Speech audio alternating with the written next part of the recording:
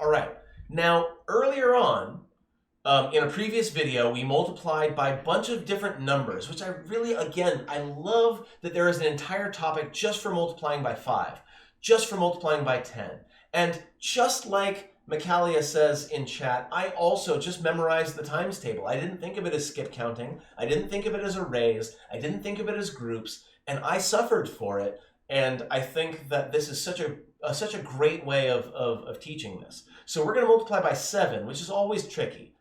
Multiplying by 7 is kind of just a memorization game, really. I don't know any tricks to multiplying by 7. I happen to know that 7 times 5 is 35, that 6 times 7 is 42, that 2 times 7 is 14, that 7 times 7 is 49, that 7 times 1, now this is an easy one because anything times 1 is just itself.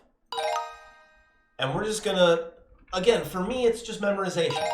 For me, it's all just rote. I did this stuff so much when I was a kid that it barely even registers anymore. However, that doesn't mean that you should just be giving your students a times table to memorize. Multiplication is so much bigger than just times tables. It is so much bigger. Multiplication is used all over the place. It's the basis of most of our physics. It's the basis of most of the rest of our science. So really taking the time to dig into why multiplication is what it is very important. And by the way, since I have at least one new viewer here, I want to once again go ahead and plug these videos that are up here. There are videos that Khan Academy also has, and I think they are excellent. They're a little bit dry at times, but they give amazing information, and they give it in a very understandable way. And if you just go ahead and, I don't know, maybe take the speed, the playback speed, and kick it up a little bit, you should absolutely watch these videos. They are excellent. They're not as good as mine, obviously, but they're excellent.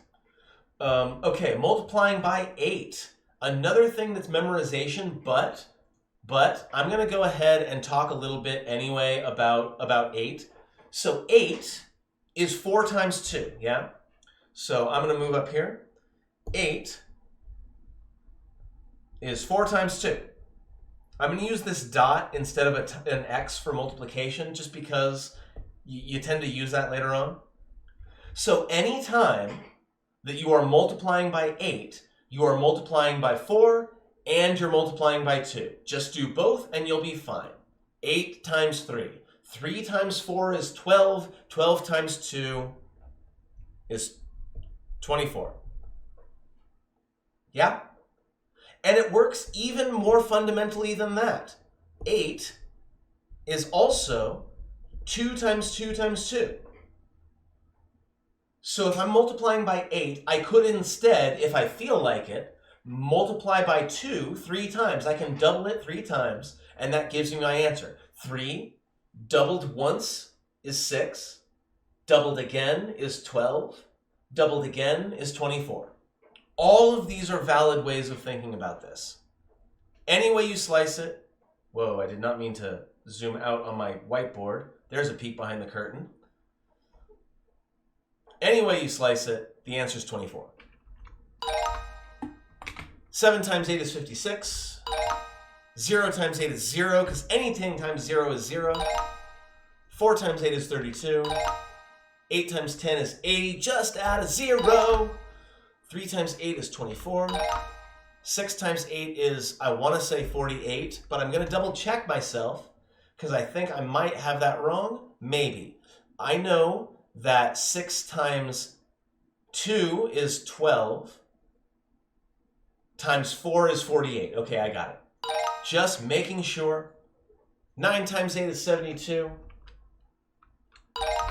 Again, this is just me showing off my memorization of the times tables. 64 and 32 and 72. No, I almost got that wrong just by going too fast. And then 2 times 8 is 16. So lots of different ways to multiply by 8. And I don't want to rag on those folks who just memorize the times tables. Like, that's okay.